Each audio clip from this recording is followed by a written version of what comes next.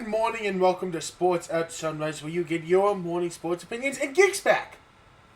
Hello. Geek, I missed you. You're the only one. No, I can think of at least two more people in this world who miss you. We're not talking about in the world. We're talking about who watched this show. And you're the only one. True say. Cooked myself. Cooked us. Anyways, For chance. we'll start basketball because basketball is short yap. Sure. The Rockets are still good at basketball. No. Yeah, No, they have Kevin Durant, so Yeah, they can't the win best. anything useful. No, they can.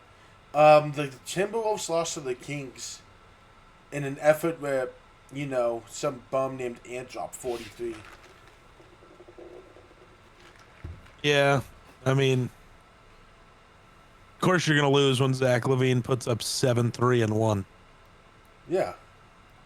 You really thought you were about to cook like Zach LaVine had a great game and clicked on to see. I didn't know what I was going to do. I just wanted to click it and see what happened. Zach LaVine is available for trade. Timberwolves for trade? I have been asking for it. I know. That'd be awesome. That's why I said it. Can we just do like a straight swap for DiVincenzo because I don't care about him? I don't think the cap space works there, buddy. It might. What's Dante getting paid? Not 30-something mil. Is that Zach's not getting 30?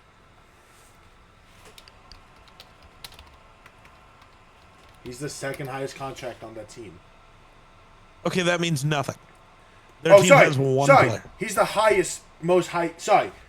he's not making 48 mil, Dante, because that's what Zach's getting. Zach is getting 47.49 a mil. Yeah. Yeah, well, Dante's getting 12. Close enough. Just send 4 Dantes. Honestly, okay, new question. Yeah. Can we do it straight up for Rudy and just put Nasri in the starting lineup? At that point, why not trade for Sabonis? Why not both? Because Rudy's not making the money for both. I mean, Rudy's making at least $12. Yeah, well, I think Sabonis and Levine are like making a little more than $12. But also, I don't want Sabonis. He's just white Julius Randle. Yeah, 2 Julius Randle's better than 1. No. Yes. No. Yes. No. I said yes. Yeah, but you're stupid. And? What is Rudy making this year? Well, Rudy's only making 35. That's crazy. Damn. So it cost Rudy Gobert and Dante to get a Zach LaVine. Honestly worth it. Get the war criminal off my team. I like Dante DiVincenzo, but I also I like him, but I don't care. You know what I mean? Mm-hmm. We also had tonight, CJ McCollum dropped 46. Yeah, he's the best player on the worst team in basketball, so yes, he's going to put up a bunch of points. Literally, all CJ McCollum gets to do now is, hey, remember how you've always been the second or third scoring option? Well, now you're the first scoring option. Make buckets. And he goes, can I put up 46 on 87 shots? And they go, yes. Hey, man. CJ's still the number 2 option. Alex Shaw supremacy. No. Yes. I don't think you can say you're the guy on top when you're scoring 20 points less than the other dude. Well, let's see what are they averaging on the year. I have no idea. That's why I don't watch much. Alex Starr is averaging 18.1. CJ McCollum's averaging 16.5. Yeah! Alex Shaw on top. Alex Shaw supremacy. No. He's better than Zach Wishaw. Probably not. Do you know who that is? Yeah. No. Let's see if you're one of the people who forgot he was the number 1 pick last year. Oh, no, I remember. I don't know why that happened, but I remember. Because he was a France guy and Memby just played good.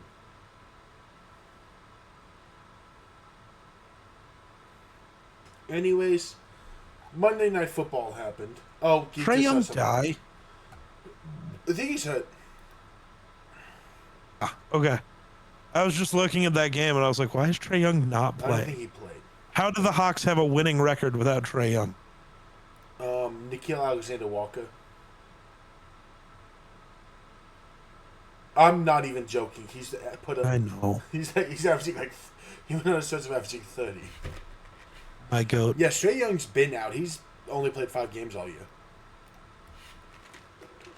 Trae Young to the Timberwolves for Rudy Gobert. Thoughts? Man, I've never heard him trade that with 2 stars that would move me less in my life. Right? Oh man, Trae Young's a Timberwolf. They're still the Timberwolves, just without Rudy Gobert. They just I got think that's better. They just got a Mike Conley who can shoot a little better but play worse defense. Ain't nobody playing worse defense than Mike Conley anymore. Yeah, it's Trae Young. No, because Yeah. Mike Conley's not even a body you can throw out there. I hate that he's still on my team. Yeah, and Trae Young's not either right now. He's only played 5 games all year. You know what? That's fair. I think he's played less than Kawhi has this year. Can't even argue. Which says a lot because it's Kawhi. Has he played? Yeah, Kawhi's played more games than Trae Young this year.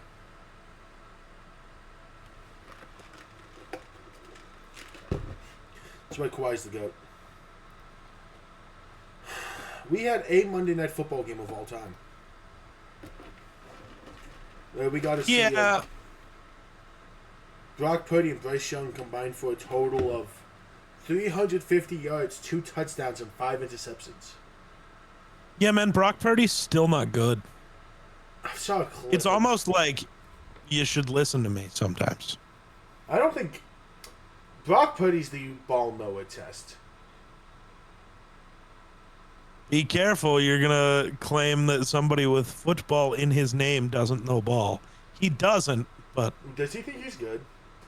yes, he still thinks he's a top 10 quarterback. Brock Purdy has never been a top 20 quarterback, and I don't care. And if you believe he was, you're an idiot. Like, genuinely, you're an idiot. You're the dumbest person in every room you walk into. I bought the Purdy hype year 1 when he That's was dumb. When he was just the Jimmy miracle Garoppolo. story. When it was the miracle story, I was. But it's not a miracle story. He was mid. With the best roster in football, he was mid. Congrats. Now, after the 1 year hype, I'm off the hype. Let's see. He's Jared Goff. But maybe worse because he still has less of an arm than Jared Goff. So far, in 4 games, he has more picks than Mac Jones had. Let's see, sorry. I'm looking for specific numbers. He's throwing for less yards a game. Actually, no, he's throwing for more yards a game by 5. Which is touchdown percentage, 4.5. Well, technically throwing more touchdowns. Being at better paces for touchdowns. All because of the Arizona week. The only week he really played all game. Brock Purdy's not good. No, he never was. He just has CMC on his team to carry. Bryce Young also didn't play good. But it's Bryce Young. What do we... Yeah, we're not really... Bryce Young's not the Super Bowl contender.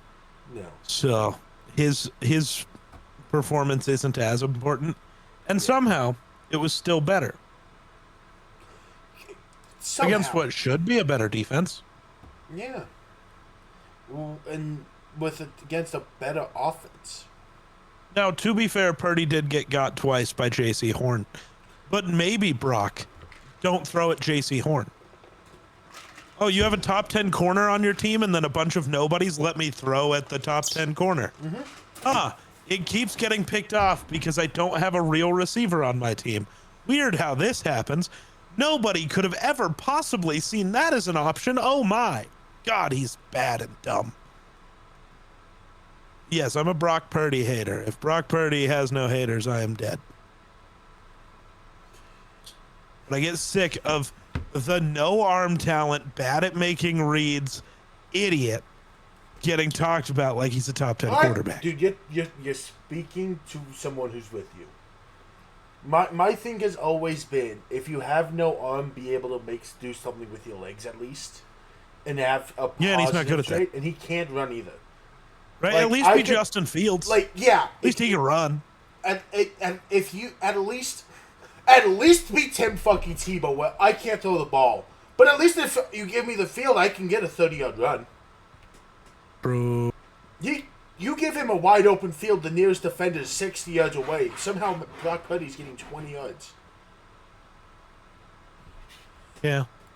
Anyways, you weren't here last episode. You have thoughts on all of Sunday, mainly the Viking-sized hole in your heart?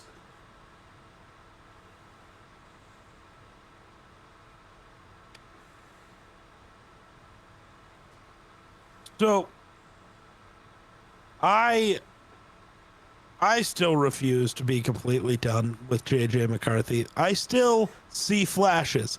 Even in this game, he made 2 throws where I look at it and go, God damn. The issue is, you cannot ignore the elephant in the room, which is he is off to the worst start of any quarterback in the history of football. And that's a problem. Can he turn it around? Absolutely. He's 22. But it does become a concern. Yeah. Especially this game. Where for the first time all year, your real offensive line is back. You have every one of your starters. Yeah. Every one of your skill position players is fully back. And there were multiple plays where it's not just like he's slow to read the field. Like, there is one play, I couldn't tell you exactly when it happened. I'm sorry, I'm not Sean McVay with my, there was 12 minutes left in the third quarter, and this was the play call. There was one play where it is a very obvious designed screen for Aaron Jones. Yeah. You get C.J. Ham in motion out of the backfield immediately, directly followed by Aaron Jones. So you've got the Aaron Jones with the C.J. Ham lead blocker. This should be a 20-yard play at minimum. Like, it just should be. And J.J. takes the snap, immediately looks the other direction, and then waits too long and takes a sack. Like, that's not just you're making the wrong read. You ran the wrong play. Yeah. Like, somewhere internally, you ran the wrong play. You called the play. You set up the play. You sent the guy in motion. And you ran it wrong. I don't know. Like, that's one of those things where that's just, I don't know how you make that mistake. And it keeps happening all the time. I feel there's a confidence thing lacking from J.J. McCarthy in Minnesota right now. Is it a lack of confidence, or is it just I hear the outside talk, so I have to prove them wrong, so I can never take the easy stuff. I can't do the easy stuff. I need to prove that I am this guy. I think it's both.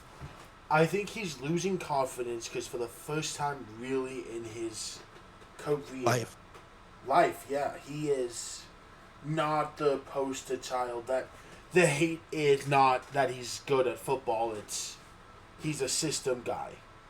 And there's different levels of hate of you just are a product of Michigan being really good versus, hey, you can't play football. Yeah. And for the first time, people are like, can he really be the quarterback here? Yeah. I don't know how the locker room feels about him because obviously if there's outwardly they're always going to be confident in their guy no matter what. Yeah. So, yeah, it's an impossible. If the back of his head is worried if Jennings, for example, is not fully confident in him, and that's what he's thinking about, and feels like he has to prove it. Right. I am not out on. I almost sent you it was like the the Rockies TikTok you sent me. I saw one with Darnold and with JJ. Oh, I've been getting those from everybody. Didn't send it to you. Because the thing with our friend group is, I never bully people that way about their teams, but all of them will bully me about the Vikings that way. Because you bully me like that with the Broncos. No. Not to that level. I bully the Broncos. I never go. Hey, I don't go out of the way to send you things. Did I send it to you? We just talk on a sports show. Did I send it to you? No, but you don't send me TikToks. No, you forget. Well, I didn't send you it because I'm like, I saw it on Sunday, the day of the Vikings game. I'm like, I like Geek. I don't want him to block me on everything. Real. Because I'm a good friend. I'm not out, but I'm also at the point where, like, JJ's probably not playing this week because he has a concussion. I don't care if he clears concussion protocol or not. There is the KOC thing where he has never, in the same week someone got diagnosed with a concussion, even if they cleared protocol that week, he has never let them play. He won't start with JJ. I know that. Yeah. It's like Brosmer's starting Sunday, which crazy first start. Who do y'all play? Seattle. But dude, if Brosmer, because here's the thing that I'm concerned about is this will get viewed as a Purdy situation, whether it should be or not. Because coming out of college, Max Brosmer is 3 years older than JJ. He has 3 more seasons of college football under his belt than JJ did. Yeah. He is going to, I think, read defenses and process each play better than JJ did. Like, I do think that is going to happen initially. But I still don't know. Like, I don't think this ends up being the Purdy thing where it's just now it's his team. Yeah. Unless he goes crazy. Like, if he goes, 220 yards and 2 touchdowns, I don't think they give him the keys. No. If he goes like 300 yards and 4 touchdowns and it's like, oh, this is the offense we've been waiting for, you have to. I get it. Yeah. But it's one of those things where it's like, I think you can't bench JJ yet. No. In general. No. Because that will end his career. That's a confidence thing that you can't do to a guy. No. There's one thing with injuries and there's one thing with whatever. But am I now starting to buy into this idea that, like, they, trade for a Mac Jones or sign one of the other veterans? Or if Brosmer does ball out, do they just have a straight up QB competition between Brosmer and JJ next year? Yeah. Maybe. Like, I think you are at the point. I'm not giving up on JJ. I think there's too much talent there. But it is getting to the point where it's no longer you can just unquestionably continue. At least unless he comes back after the concussion, and even if it's just 2 games, but just balls out.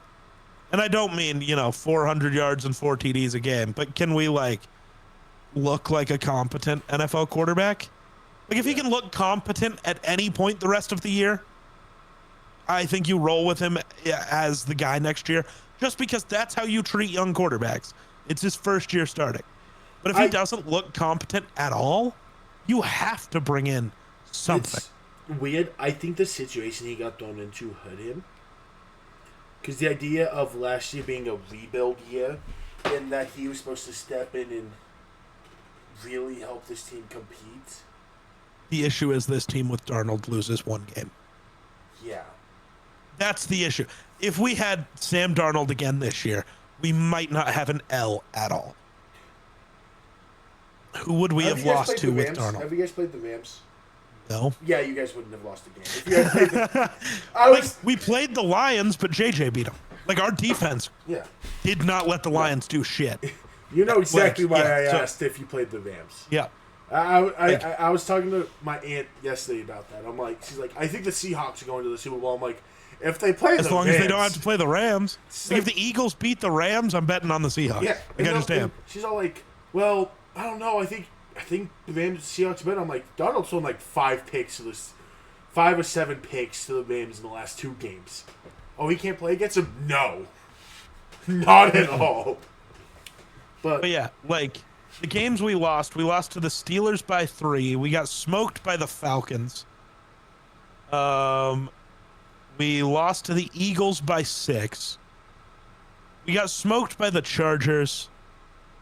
That was in the game where Wentz died. So went into the game with the torn up shoulder and he just couldn't figure it out. Then we lost to the Ravens by 8. Lost to the Bears by 2. Lost to the Packers by a bit. I think in every one of those games with Darnold, we win except maybe the Chargers.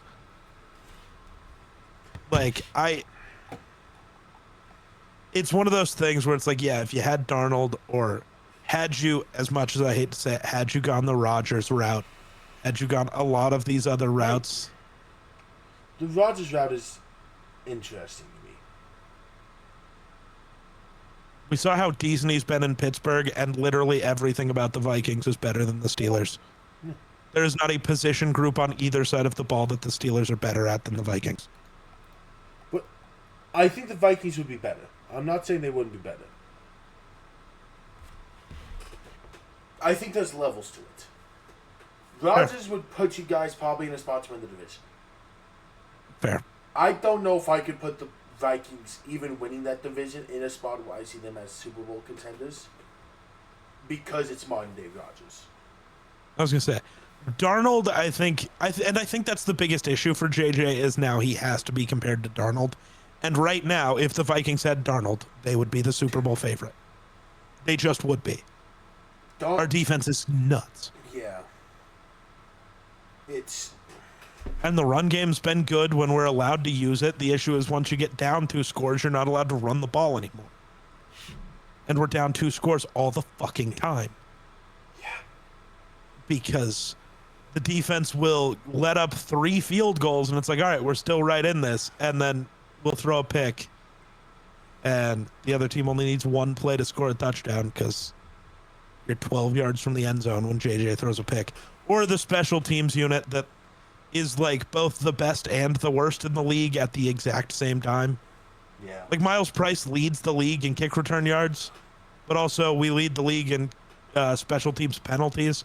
So none of those yards actually fucking mean anything. Yeah. Like, I don't know if JJ gets scapegoated. I am super sure the 2 guys who just got extensions aren't getting scapegoated. KOC and Kwesi are not getting scapegoated for all of this. No, I have not seen KOC's name in anything.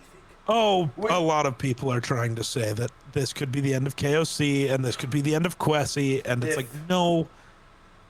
If they fire KOC, the KOC will wake up with 14 voicemails that next day. And 7 teams will be like, 30 teams in the league that would fire their coaches for KOC. The Rams just exist is the issue. I was going to say the Rams exist, and the Chiefs exist. The Chiefs are interesting to me. I don't think the Chiefs would fire Andy Reid at this point for everything. No, they'd mutually agree to part ways. Andy would retire. But yeah, I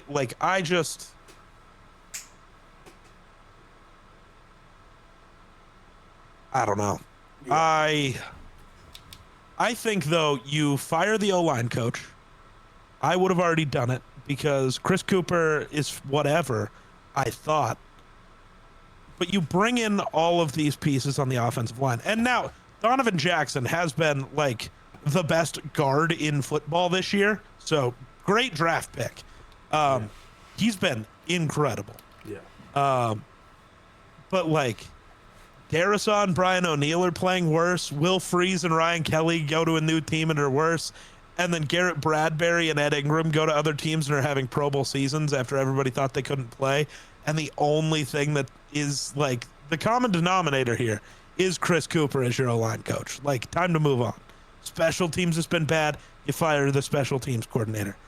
Anyone who has been the bigger contributors in these individual phases of the game where the team has been bad have to go. Yeah. You have to make some meaningful changes on this team. And then you're going to have to make a bunch of moves this offseason because, like, there's a lot of money going to a lot of older players who not only don't fit the timeline, but, like, we're already over the cap. Like Aaron Jones, you're gonna have to move. T.J. Hawkinson, you're gonna have to move. One of Jonathan Allen and Javon Hargrave, you're gonna have to move. The odds are it'll be Hargrave because he's, I think, the one that will draw more interest because still great pass rusher and flashy name. Where Jonathan Allen, even though he's better and always has been, has never been the flashy name because he just does the I eat up 3 blockers because I'm Jonathan Allen. Yeah. And that is something people see, but you don't get the recognition for just eating people. It just doesn't happen. In what mean of eating people? Stop it. Freeze. But also, hey, maybe everyone in the NFL should start listening to me again. No. Caleb, I am sorry because I know he was your boy. Who? But anybody who thought Dylan Gabriel was a smarter choice than Shedeur is an idiot. You're the dumbest person alive. I want to make something very clear.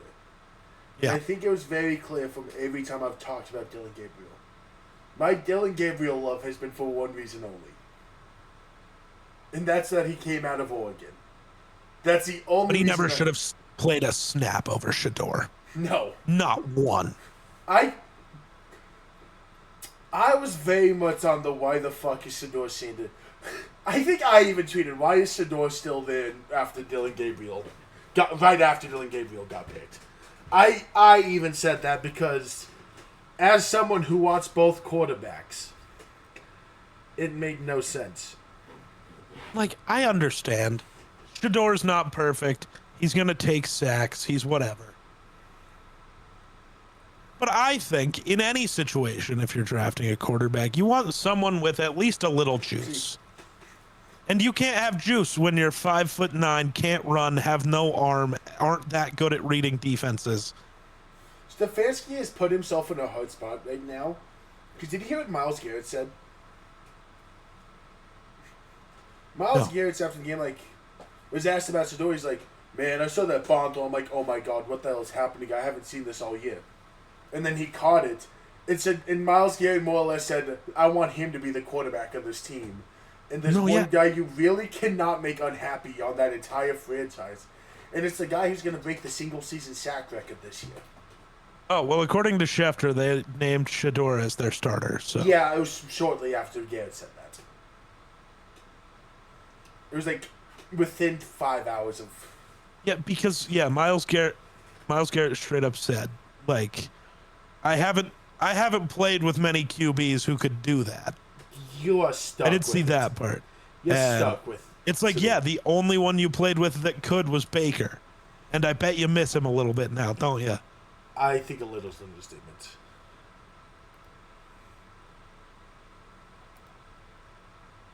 That's so funny. That's so fucked up. Complex Sports tweeted out Shedeur Sanders ties #1 overall pick Cam Ward in QB wins despite 10 less starts. Dude, and the Browns roster isn't even that much better than the Titans is the funniest part. Now, Stefanski's a real coach, and Cam Ward was working with somebody who didn't belong in the league, but... Yeah. Still.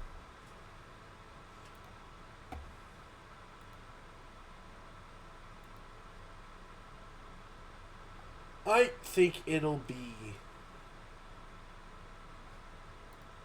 interesting. But this week of football will be very fun. For all the wrong reasons. I don't even know if it's for good games. Granted, Thanksgiving football. Packers-Lions, I was going to say, Thanksgiving looks like it's going to cook. Yeah, especially with Burrow coming back. Oh, my God.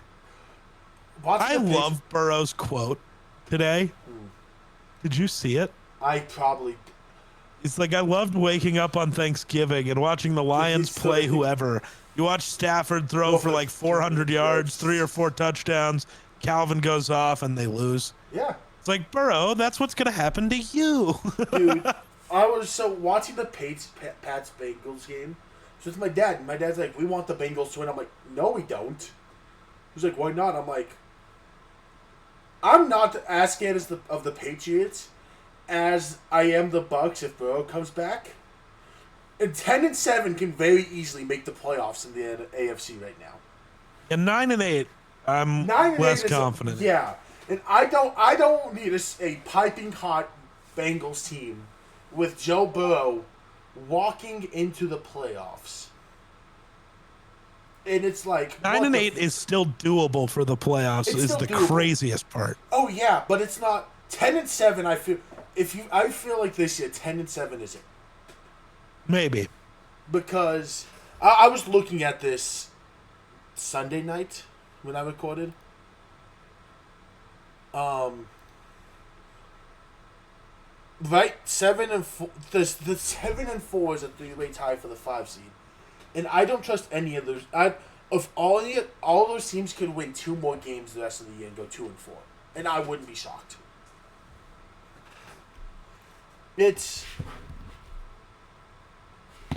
I like the NFC because the NFC you feel very confident on who the teams are, or who at least what the 8-team race is in the NFC South.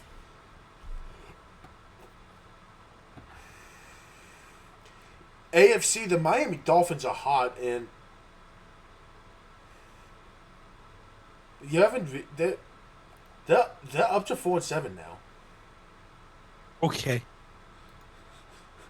Geek is not moved. No, man. They beat the Jets, and then They beat the Jets, they beat Falcons, and the next 2 games are Saints Jets.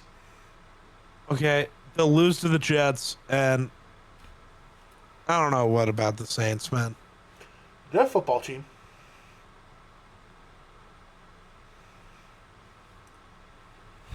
Yeah.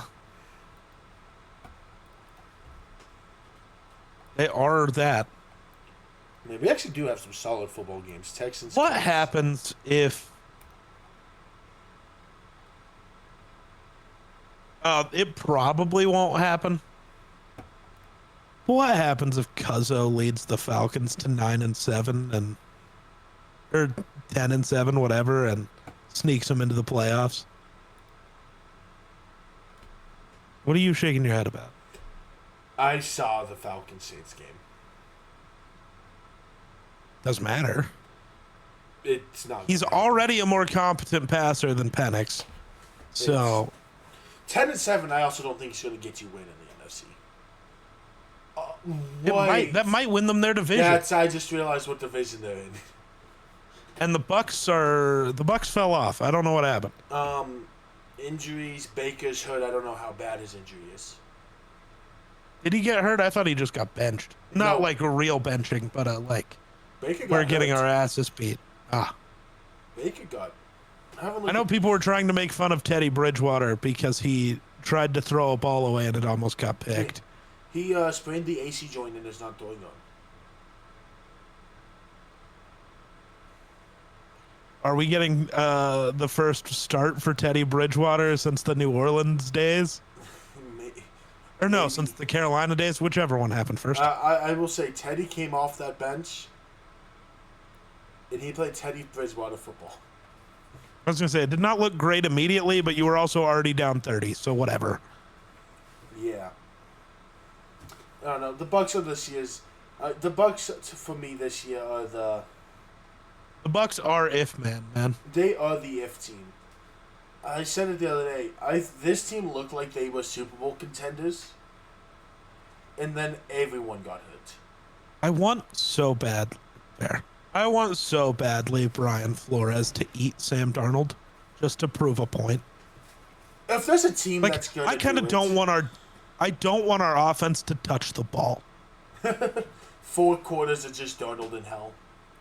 Yeah. I mean, there's gonna be one team that knows him better than anyone else. Yep. Or it's gonna backfire and Darnold's gonna know what Flores wants to do, and we're about to see a Sam Darnold masterclass where JSN has 350 yards in. Nah, see, because JSN has yet to meet this one player. Who? He's like the last remaining one of these in the league. Who?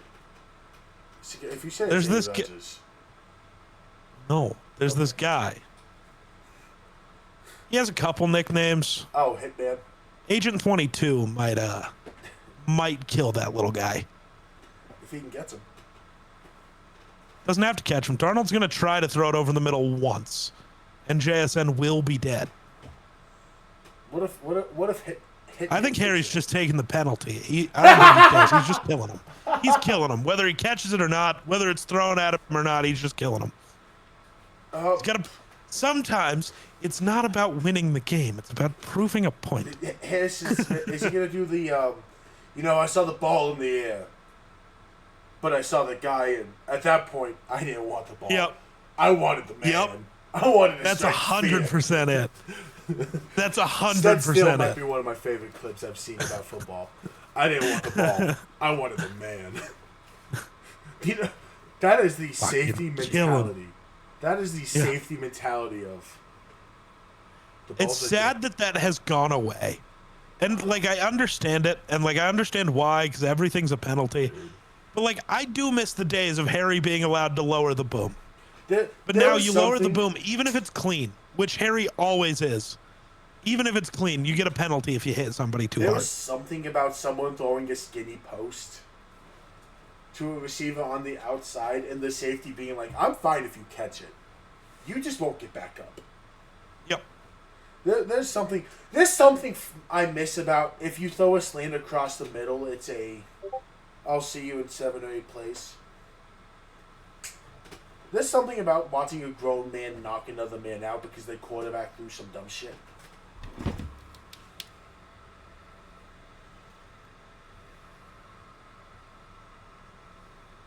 Yeah. Good times. Yeah. Do you have anything else you want to talk about today? I'm trying to see if there's any other games to bring up that I cared about.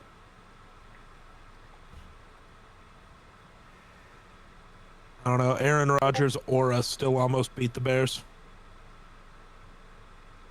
That's crazy. I have my take with the Bears. Okay. Bears, I want to talk They to you just about are the 2022 Vikings. I don't trust them for a second. Not even a little. I trust Caleb, but it doesn't matter. Their defense can't stop a nosebleed. They're going to get smoked the first game of the playoffs. The same as the 2022 Vikings did to the Giants. I'm going to love watching the Friday game. Because they play the Eagles. And the Eagles are a shell of themselves. But I still think a shell of themselves of the Eagles could just... If I'm right about them being the 2022 Vikings, they're going to get blown out. Because that's what happened every time the 2022 Vikings played a real team. They would blow out everybody else or play in close games with these other mid teams like the Steelers. But the minute they played the Cowboys of that year or the Eagles or there was one other team, they just got fucking smoked. And I kind of feel like that's what's coming for the Bears. And then the Bears are then also going to have a game of the year contender with the 49ers. And that's going to get people bought back in just like the Vikings had with the Bills. I'm telling you, I can see the future. I don't trust I don't trust the Bears as far as Caleb Williams could throw 100 pounds of footballs in a bag. I was going for... Why are we blaming Caleb Williams? No, Caleb Williams is the only thing on that team I was going to go a different... It's more saying I don't trust them at all. Gotcha. I just did it in a very, very stupid way. This is a team I think that's going to get a big reality check. These upcoming weeks. They're 8-3 right now. They'll finish, I think, with 10 wins. I don't think so. I think they'll finish with more than that. Do you know who they play to finish the year? Okay, they got Eagles, Packers. They're beating the Packers at least once. They're going to beat the Browns. They're probably going to beat the 49ers. They're probably going to beat the Lions. I don't have that much faith in them. I am... They should beat the Packers twice. In literally all of these games, they have the better quarterback. When you beat a Mason Rudolph-led Steelers team off of a game-winning drive, I think they need to... Off their defense is making one play the entire game. An issue beating the Vikings team that we saw the week before because your special teams made a play. beating. Yeah. It was Jameis Winston at quarterback. Oh no, Dodd played. You needed a game-winning drive to go beat. The Giants. Be careful about that. Because if you're going to say, oh, you needed that for the Giants, so the Broncos aren't a real team. You needed a 30-point comeback to beat Jackson Dart. It's the same fucking thing. It's the same fucking thing. It's the same. Scatterbo played. It's the Russell same Wilson thing. took snaps for the Giants. Caleb? The Broncos have beat real football teams. Have they? Eagles, Chiefs. You literally just called the Eagles a shell of themselves and pretty fake. I never called them fake. I just said they're a shell of themselves. They're pretty fake. You beat a bad Saints team by 2 scores. You beat a Marcus Mariota-led Commanders team by 1. But I want. Did you see the Jalen Hurts quote after they lost to the Cowboys? No. He was asked about A.J. Brown finally having 100 yards. And his response was, yeah, A.J.'s been asking for 100. I hope he's happy now. Nice. After they lose to the Cowboys. Which feels like... and honestly, probably A.J. is happy. Probably. And Jalen Hurts, who I will give credit, is usually a very, very good with the media about great answers. That felt like I'm throwing shade at this guy who is trying to kill this team. Oh, we do have a Denver team we got to talk about. The Avalanche? No. No one cares about hockey. Yeah. What do the Rockies do? Well, so Warren Schaefer, the guy who took over as the interim manager after they fired Bud Black last year, you know, he took over when they were like 9-50 and got them to 46 and whatever. You know, made sure they didn't end up as the worst team of all time. Yeah. That manager, they are keeping him around. He will be the full-time manager at least for next year. I keep seeing this like, this is like the worst idea. It's really not. I think everybody's forgetting how the Rockies played in the Warren Schaefer era. Yes, they were still losing games. That was expected. The roster wasn't that good. But they also had that, you know, multiple games with, 9-run comebacks and actually had fight. Yeah. That's what you want your manager to do. That, along with his actual want to play the young guys and like his ability to, hey, this pitcher is struggling early, we're ripping him out of the game, or like he had a better feel. Yes, the team was bad. No manager was going to fix last year's Rockies. You just weren't. You didn't have the pieces. Yeah. I think he did good enough in what he had to at least get the run back in the year before the lockout. Like, you don't want to sign a long-term manager right before the lockout where you're going to pay them to not play or to not coach. Like, I think it is entirely valid to give the 40-year-old coach that all of your players rallied behind and who showed promise another go. Yeah. I think that is super valid, especially with how well his ideals line up with Paul DePodesta, whose entire goal is to go more analytic driven, go younger, lean into these other things. Schaefer was already doing that. Yeah. He is maybe not the perfect candidate, but he's the perfect if we're only going to get a year to test whoever's next. It's the perfect time. You're going to get to see DePodesta's plan with a coach who at least is in line with that. And I think the goal for the Rockies next year shouldn't be anything too crazy. It's just win 100 games. Or not win 100 games. Not lose 100 games. Win 63 games, please. That should be your goal, which is a huge improvement. But I think it's doable. Yeah. I think the hate for this hire is a little weird. Or this continuation, because he's already hired. You know what I mean?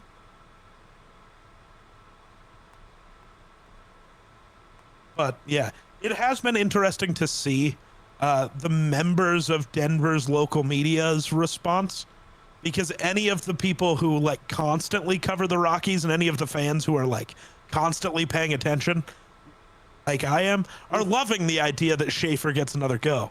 But any of the reporters who like barely keep tabs on the Rockies, and any of the more casual fans hate it. Yeah. And I think that's very interesting. I'm in the opinion. I think a lot of casual fans just see it as settling. You settled for mediocrity. I enjoy. We bring in this guy, let the guy do his job. Don't just judge him immediately because you may not like it. Yeah.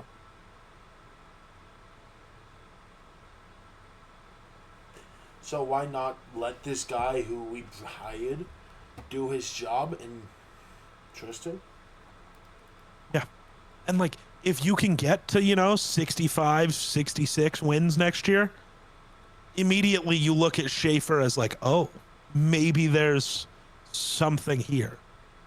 Yeah. And as we saw, even though they weren't good at it, he was very aggressive. Yeah. We went from the least aggressive team on the base paths without pre him with Bud Black to the most aggressive with him. Yeah. It's we are not that good, so we are going to try to manufacture runs all the time. We are going to have guys moving. We're going to try to get guys in scoring position and try to help ourselves out. Yeah. And sometimes it doesn't work. But